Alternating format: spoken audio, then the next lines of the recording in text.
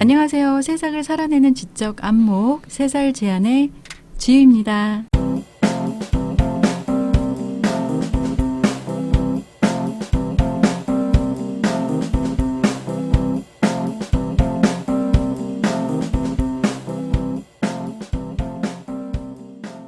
오늘 주제는 바로 언론. 너 괜찮겠니? 반갑습니다. 안녕하세요. 네. 소개 부탁드릴게요. 예, 저는 언론학으로 박사를 받은 이경락이라고 합니다. 지금 하고 있는 일은 성균관대 언론정보대학원에서 겸임 교수를 하고 있고요. 이거 가지고 자꾸 이제 교수다 이렇게 불러주시는 분이 계신데 그것에 대해서는 이따 제가 좀 정리를 해드리도록 하고 그냥 공부하다가 어떻게 보니까 박사 학위 받은 그냥 언론학 전공하고 그리고 주로 저널리즘 비평을 많이 해왔습니다. 필드 쪽에서 이것도 저것도 하고 그리고 또 학문적으로 연구도 하는 사람이다 이렇게 생각해 주시면 되겠습니다. 최근에 또 모 정당에서 네네네 모니터링 팀장을 했었거든요. 네. 네, 근데 모니터링 팀장이라는 게 어떻게 보면은 제가 저널리즘 비평 쪽 일은 계속 했었기 때문에 그 연장선상에서 했었던 거고 후보와 관련된 보도들 잘못된 거 있나 공정성이 훼손된 게 있나 이런 거 체크해서 항의도 하고 이런 일을 했습니다. 그 전문 지식과 안목과 읽어내는 능력이 없으면은 불가능한 거잖아요. 그 모니터링이. 그렇게 생각하시면은 감사하겠지만 계속 언론에 관심을 가지고 있었던 분들이면 사실은 누구든 할 수 있고 그리고 시민단체 모니터링 같은 경우에는 이제 어느 정도 트레이닝이랄까 좀 훈련을 일주일 정도 받으면 계속 이루어지기도 하거든요. 그래서 대선 같은 사안이 있을 때도 있고 예를 들어서 드라마 같은 경우 새로 시작했다 오락 프로그램 새로 시작했다 이렇게 했을 때에도 모니터링 팀을 꾸려가지고 그 프로그램들이 잘 되고 있는지 이런 활동도 하고 그러니까 만약에 모니터링이나 혹은 저널리즘 비평 이런 거 관심 있으신 분들은 시민단체 쪽에서 좀 교육을 받으신다던가 이러면서도 충분히 본인의 이제 역량을 갖추실 수 있을 거라 이렇게 생각됩니다. 선거철에 정당에 계셨으니까 일반인들이 못 보는 것들도 좀 보고 듣고 하셨던 게 있었을 것 같아요. 그 내용도 이따가 조금 오픈해 주시고요. 이미 네, 끝났잖아요. 지나갔으니까. 그렇죠. 되게 숨겨진 비밀이 하나 있었는데 그걸 이따 말씀드리겠네요. 와, 기대됩니다. 네, 오늘도 오셨습니다. 네, 오늘도 왔습니다. 가장 어린 취준생 홍한표. 일단은 말씀드리기 전에 제가 아까 살짝 말씀드렸지만 지금 우리 사회에서도 약간 논란이 되고 있는 부분이라서 호칭 정리를 좀 해야겠습니다. 그러니까 제가 아까 겸임 교수 말씀을 드렸지만 제가 교수라는 호칭이 굉장히 사실은 부담스러워요.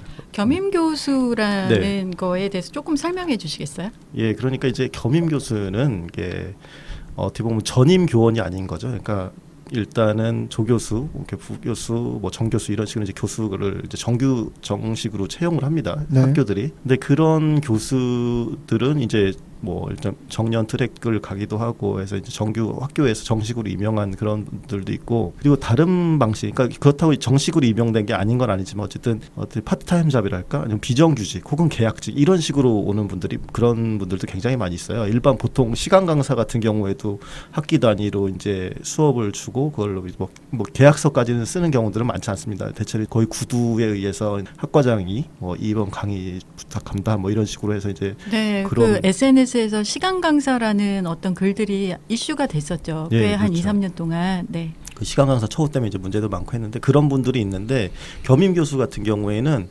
다른 주업이 있는 거예요. 주업이 있는 상태에서 그 학교에서 강의를 했기 때문에 넌 주업이 있고 강의라는 것을 겸한다는 의미에서 그런 임무를 띈다는 의미에서 사실은 겸임 교수이거든요. 그래서 저 같은 경우도 사실은 예전에 이제 지금도 연구소나 지금 진흥원 같은 기관에 있긴 하지만 이제 연구소에 소속이 되어 있고 거기서 이제 4대 보험 받으면서 강의를 하게 되니까 특히나 이제 일반 학부 강의 같은 경우는 강사로 돼 있는데 그러니까 대학원 강의 같은 경우에는 아무래도 석사급 이상의 그런 교육을 하다 보니까 학교에서도 그렇게 보면 이제 명칭을 겸임 교수로 이렇게 직함을 이렇게 줍니다. 그러니까 보통 시간 강사랑 똑같은 처우거든요. 예우죠, 그래도.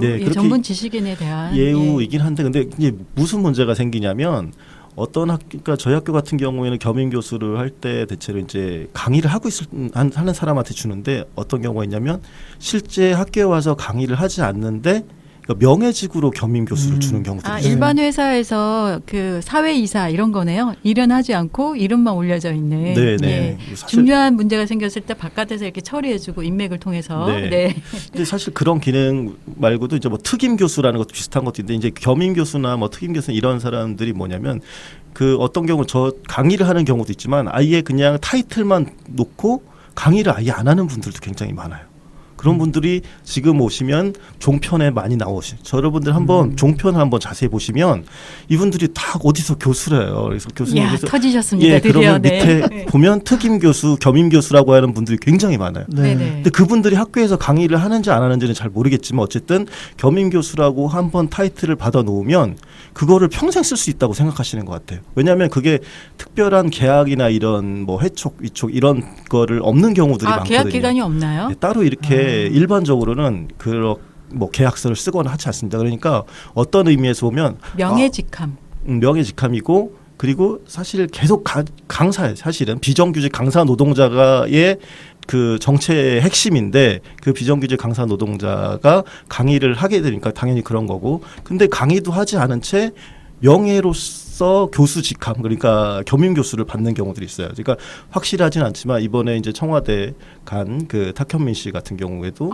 네. 예, 겸임 교수 얘기가 한참 나왔었잖아요. 그리고 저는 근데 그분이 언제 강의를 했었는지 모르겠어요. 예를 들어서 한 학기 성공회대 그분이 이렇게 석사 마치시고 한 거니까 막 석사는 뭐 강의 자격이 없다 이런 건 아니지만 석사 학위만 마치고서 어쨌든 성공회대에서 신문방송학과에서 강의를 했나 봐요. 근데 그게 몇 학기를 했는지 몰라요. 작년까지 했고 계속 했는지는 모르겠지만 한 번 뭐 몇 번 강의를 했겠죠. 이제 강의를 하고 이제 겸임 교수 직함을 받았죠. 근데 그런 과정이 그 내가 뭐 사직서를 쓰고 뭐 이런 것들이 아니라 되게 자연스럽게 그냥 겸임 교수 한 번 타이틀을 가지고 있으면 계속 연장돼서 인식되는 경우들이 굉장히 커요. 그리고 한국 사회에서 아직도 어떻게 보면 교수라는 명칭의 그런 의미의 인플레가 굉장히 심해서 교수라면 굉장히 뭐가 있어 보이거든요. 그러니까 이제 겸임 교수라는 직함이 굉장히 난립하고 이제 많아지고 그런 분들이 한번 학교에서 강의도 안 하고 그리고 어떤 측면에서는 그 지방에 있는 작은 학교들이나 해서 명망이 있는 사람들을 그냥 어떻게 우리 학교에 있는 사람들을 더 끌어모으기 위해서 겸임 교수 타이틀만 이렇게 주었는데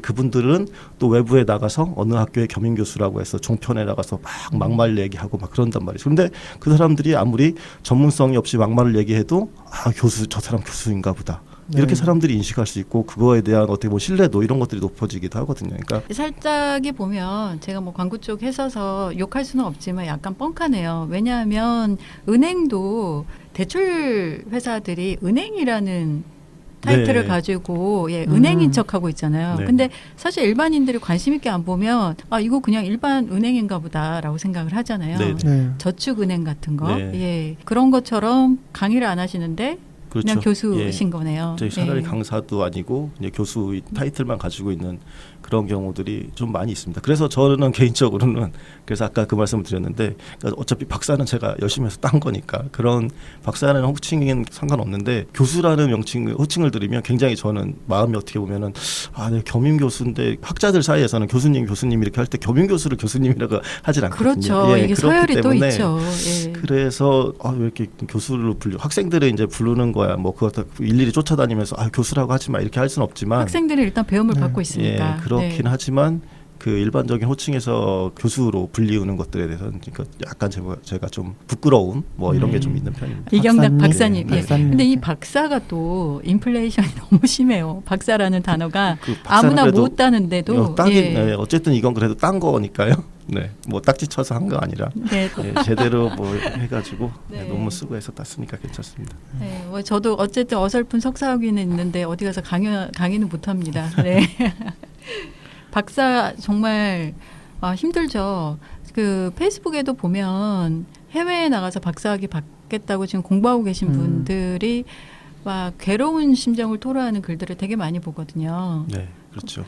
어떠세요? 언론 쪽은 좀 쉽나요? 저는 한국에서 했기 때문에 또 한국은 나름대로 또 고통이 또 있죠. 그러니까 미국에서 그러니까 외국 주로 이제 우리는 미국을 많이 나가긴 하지만 뭐 나라를 불문하고 박사 과정이 굉장히 힘들긴 합니다. 그러니까 예전에 그 유럽 쪽에서 박사학위 하던 분들 같은 경우에는 한 9년 막 이렇게 못 받다가 막 자살하신 분도 있고 그런 분들이 사실 많아요. 외국에도 그러니까 미국 같은 경우도 그렇고 왜냐하면은 이 박사학위라는 게 약간 도제적 같은 게 있어서 만약에 교수 지도 교수 마음에 안 들면 학위를 안 주는 거예요. 근데 네.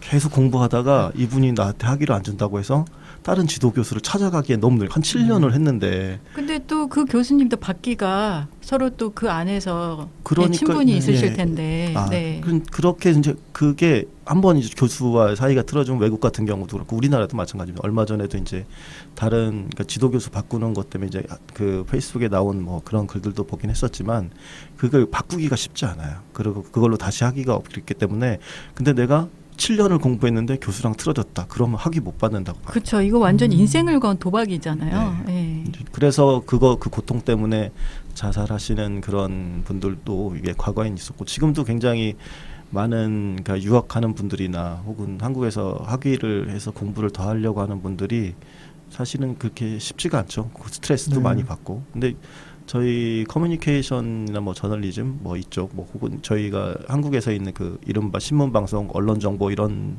학과들이 뭐 그런 본래적인 저널리즘이나 뭐 커뮤니케이션 이론뿐만 아니라 광고나 PR 이런 것들도 다 이제 그 과목 안에 그 학제 안에 이렇게 포함이 커리큘럼이 포함되어 있거든요. 그렇다 보니까 이제 미국은 더 세분화되어 있고 그래서 실제로 미국 사회만 하더라도 그 세부 전공으로 나가 있는 한국 사람들이 굉장히 많습니다. 그런데 이제 그분들이 한국으로 돌아오시고 싶어하는 분도 있고 거기서 잡을 잡고 싶어하는 분들도 있는데 한국으로 돌아오는 경우에는 사실은 굉장히 시장이 좁아요. 그리고 갈수록 대학이 또 줄어들고 그 학령 인구가 감소하니까 대학 정원들도 앞으로 계속 줄어들 텐데 어떻게 보면 고학력의 외국에서 유학까지 온 사람들은 계속 이제 한국으로 또 귀국할 수도 있다는 거죠. 그러면 그렇게 되면 더 경쟁이 더 치열해지고 그 와중에서 또 이제 한국에서 학위를 한 사람들은 그 학교가 원하는 그런 기준들이 있거든요. 최근에는 이제 영어로 이제 무조건 강의가 가능해야 된다. 뭐 이런 것들도 기준으로 쓰고 있기 때문에 그런 경우에 치면 사실은 학교에서 교원으로 아까 말씀드린 뭐 겸임교원 이런 거 말고 정교수가 되기 위한 그런 자격을 갖기가 굉장히 지원하기가 굉장히 어려운 상황이기도 하죠. 바늘구멍이네요. 얘기를 듣다 보니까. 네. 오늘 사실 주제가 언론 괜찮겠니였는데 지금 학계 네, 괜찮니? 뭐 이런 쪽으로 흐르고 이건 있습니다. 이제까지 예. 앞에 인사 아닌가요? 인사. 예, 인사죠. 첫인사. 네. 예. 근데 사실 이 부분도 조금 제가 더 얘기를 하고 싶은 게 지금 그렇게 프리미엄을 가지고 공부를 하고 온 박사들이 이제는 한국에서 그 대가를 못 받는다는 거죠. 고생한 것에 대한. 네, 예. 그렇죠. 그게 큰 문제인데 지금 한참 다들 나가 계시단 말이에요. 예. 엄청난 숫자가. 네네. 이후에 그 한국 사회가 이걸 어떻게 수용할지. 참 그게 사실 문제이긴 합니다. 왜냐하면 우리 고학력자들 그런 고학력 직군들이 굉장히 많고 저희 분야만 하더라도 지금 이른바 그 취업 시장 잡마켓이라는 데가 그 굉장히 그 침체되어 있습니다. 그래서 사실은 청년 실업 이런 것들이 문제가 되고 있지만 이 고학력자 실업 문제 같은 경우도 굉장히 문제인데 얘기를 못해요. 이분들은 오히려 공부할 만큼 해놓고 뭐 엄살이야 이런 소리 듣는 왜냐하면 거죠. 여기서는 예. 이 바닥에서는 만약에 그렇게 잡을 못 잡거나 이렇게 취업을 못하면은 이거는 학위를 그만큼 하고 공부를 그만큼 하고서 무능한 사람이 되는 걸 수도 있기 때문에. 네가 능력이 부족한. 예, 그렇죠. 네. 그런데 실제 강의 자리를 비롯해서 굉장히 그런 것이 적음에도 불구하고 이게 청년 실업과는 또 다른 결이 있기 때문에 이런 예를 들어서 취업을 못하거나 혹은 굉장히 지금은 이제 너무 이제 그 고학력자들도 많이 양산되다 보니까 굉장히 싸게 쓰려고 해요. 예, 그러니까 그 지금 마찬가지로 청년 실업이나 이런 친구들 뭐 인턴이나 뭐 이렇게 해가지고 어떻게 보면 거의 착취에 가까운 것들을 하듯이 할인마트 가격으로 아예 그런 후려쳐가지고 것처럼 쓰죠. 예. 고학력자들도 과거에 진짜 10년 전보다도 낮은 금액으로 와서 뭐 일을 하게끔 하고 뭐 파견으로 하던거나 대부분 또 비정규직, 계약직 이렇게 되어 있거든요. 이제 그러다 보니까 확실히 이 고학력자들의 취업이나 일자리 이런 것들이 문제가 되죠. 근데 아무도 이제 잘 얘기를 하지 않아요. 이게 저희 대학생들도 좀 들어야 되는 얘기인데 그 교수님들이 항상 하시는 말씀이 가서 뭐 취업할 데 없거나 할 거 없으면 대학원 가라.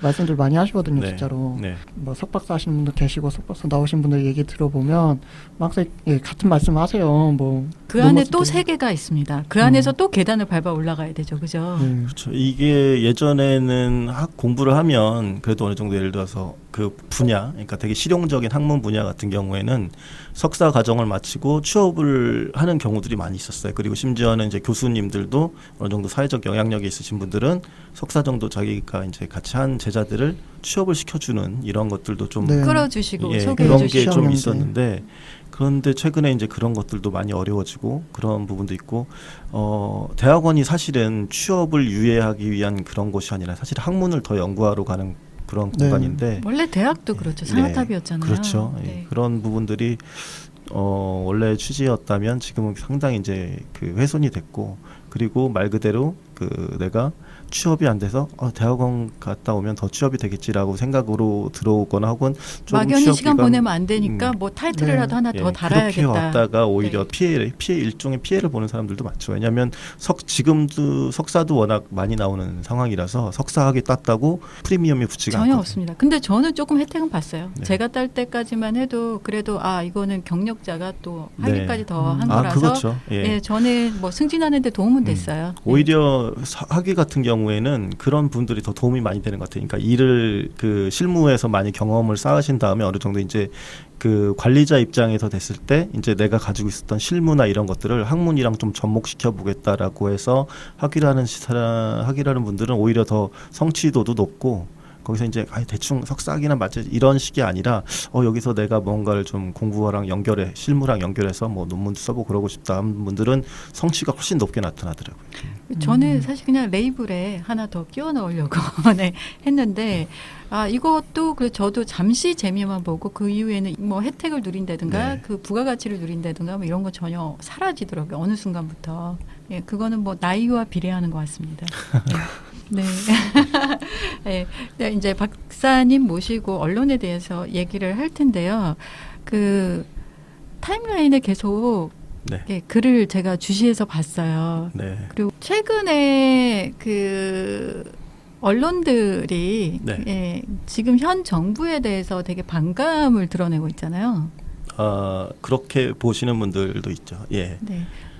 언론 전반이라고 하기에는 뭐하고 이제 그것도 약간 당파성, 정파성 이런 게 좀 있다고 보여지는데 그 대체로 그렇습니다. 우리나라에서 이제 언론 제가 처음에 대학에 입학했을 때 그때 이제 예전부터 이제 저널리즘 쪽에 관심이 있었고 그 비평을 많이 해왔었는데 선배들이 제가 처음 대학에 입학했을 때 했던 얘기가 만약에 그 우리나라에서 주요한 사안들에 대해서 정확한 그 균형적인 입장을 알고 싶으면 조선일보랑 한겨레를 같이 봐라라는 얘기를 했었어요. 그러니까 그게 이제 뭐 오른쪽 왼쪽이 그렇죠. 같이 균형감을 가질 수 예, 있다라는 예. 개념이었는데 요즘부터 사실 못 느끼겠어요, 그거.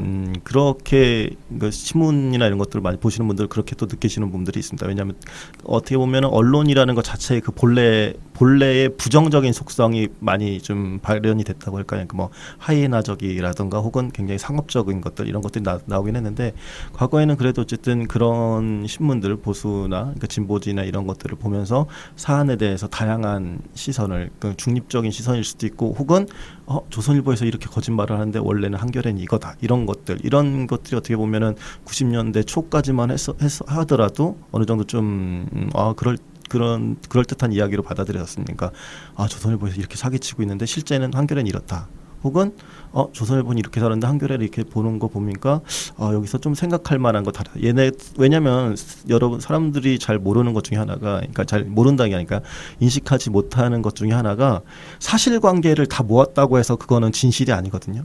그죠. 네. 사실과 진실은 다른 이게 영역이죠. 엄청나게 네. 다릅니다. 그러니까 그 팩트랑 트루스가 이게 이제 다르다고 볼 수가 있는데 예를 들어서 이제 똑같은 엄청나게 긴 이야기들이나 인터뷰 중에서도 이 글 어떤 이야기들을 가지고 오느냐에 따라서 완전히 달라지는 거예요. 예를 들어서 그 노무현 대통령이 이러한 문제들이 굉장히 산적해 있다. 이렇게 비협조적이거나 뭐 공직사회 이런 거 있고 뭐 정치적으로 이런 것들 때문에 대통령 하기가 힘들다라고 하면 사실은 앞에 있는 내용들이 핵심이거든요. 이런 문제들이 산적해 있다. 이거는 나의 그런 그러니까 대통령이 어떤 대통령직을 유지하기 위해서 어떻게 컨트롤이 안 되는 부분이다. 이런 것들이 핵심인데 그것들을 팩트만 가지고 와서 써도 되는데 나 대통령 목대 먹겠다라는 말도 팩트긴 하거든요.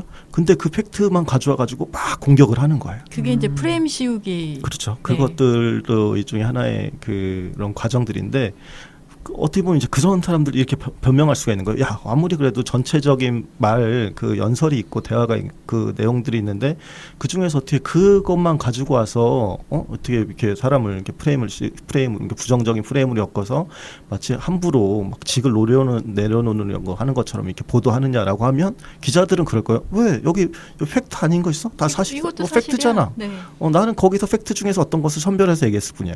이렇게 할 수도 있고 얼마든지 할 수 있거든요. 그러니까 사실관계만 나열된다고 해서 그게 반드시 진실 보도라고는 할 수는 없습니다. 이제 그런 부분들이 굉장히 문제가 될 수 있고 그런 측면에서 예를 들어서 예전에 조선일보는 이 보도를 할 때 팩트를 이걸 예를 들어서 시위라고 할게요. 그러니까 시위 보도를 했는데 조선일보는 화염병, 쇠파이프 뭘 던지고 차가 막혔다 이런 팩트들을 모아서 보도한다고 쳐요. 그런데 한겨레 같은 경우에는 학생들이 시위한 이유 그리고 학생들이 다친 사람들 혹은 어떤 그 이후에 어떤 조치를 취하기로 했는지 이런 것들을 가지고 팩트를 다룬단 말이에요. 그러면 똑같은 시위에 대해서 전혀 다른 그러니까 팩트들을 전혀 다르게 선별한 것들이 사실은 서로가 이제 진실 보도 우리가 정론 보도라고 이렇게 얘기를 하는 그런 상황이 있었던 것이죠. 근데 이게 사실은 둘 다가 제대로 된 보도이기를 바라는 거거든요. 시민 입장에서는 보수 정론이 보수 입장에서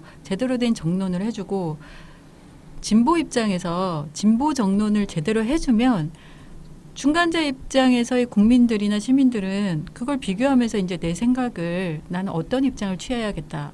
이거는 이쪽이 더 나은 것 같은데 아니면 저쪽이 더 나은 것 같은데 그렇게 갈 수 있게 사실은 가이드를 해줘야 되는 게 저는 언론이라고 생각을 하거든요. 그러니까 차라리 보수면 정확하게 나는 보수 언론이야 라고 해서 그쪽 입장에 대해서 다양한 생각들을 보여주고 진보 언론이면 나 진보니까 진보 쪽 입장에서 어떤 생각들을 하고 있는지를 다양하게 보여주면 사람들이 보면서 나는 기자가 아니니까 그죠? 네네. 기자가 아닌 입장에서 봤을 때 이건 이런 것 같은데 하면 되는데 우리나라는 무조건 섹터를 나눠놓고 국민 전체가 한쪽은 분명히 좌파여야 되고 한쪽은 분명히 보수여야 되는 거죠. 그 언론이 방금 말씀하신 게 이제 좋은 지적인데 그 언론의 그 사명, 그러니까 진실 보도에 대한 의무도 있긴 하지만 대체로 언론들에 주어지는 그런 일종의 의무 혹은 지켜야 될 도리 중에 하나가 이제 불편 부당성입니다. 어느 쪽에도 편들지 않고 당파성을 띠지 말아야 된다는 의미에서 불편 부당성이 있는데, 근데 이것들을 우리 언론이 너무 지나치게 그 가치에, 그러니까 실질적으로 구현하기 어려운 가치에 매몰되어 있는 측면이 있어요. 이게 뭐냐면 로봇도 아니고요. 예를 들어서 그냥 조선일보면 지금 조선일보, 중앙일보, 동아일보 이게 보수적 성향의 신문이라는 걸 다 알잖아요. 근데 자기네들은 정론직필이다 이렇게 얘기할 필요가 없는 거예요. 차라리 조선일보면 우리는 보수지다. 예를 들어서 조선일보 같은 경우는 안보 보수적인 성격이 좀 강하고 중앙일보 같은 경우는 좀 시장 보수 쪽의 성격이 강하고 그렇죠. 동아일보는 이제 다 그냥 어떻게 보면 친정부적인 이런 것들이 과거 이런 것들이 동아일보 있다면 그런가요? 이렇게 더 얘기하면은 동아일보에 또 네네네. 들어올 수 있으니까 그렇고 그리고 한겨레 같은 경우에도 좀 민족이나 그런 것들이 강하고 이제 경향신문 같은 경우에는 그런 어떤 그 민족적인 그런 진보라기보다는 그러니까 노동이나 혹은 다른 분야들 그 복지나 이런 식의 좀 약간 그런 경향은 어떻게 보시나요? 경향? 경향은 눈으로 잘 보고 있습니다. 경향. 근데 왜냐하면 그게 사실은 네. 이슈마다 사안마다 그리고 기자마다 다 달라요. 근데 그거를 이 신문의 전체적인 모습이라고 하는 것도 사실은 좀 어려운 부분이 근데 있습니다. 최소한의 논조는 갖고 가야 된다고 생각을 그렇죠. 하거든요. 그래서 그 데스크들이 그렇게 최고의 대우를 받았던 거잖아요. 사회적으로 존경을 받고. 네.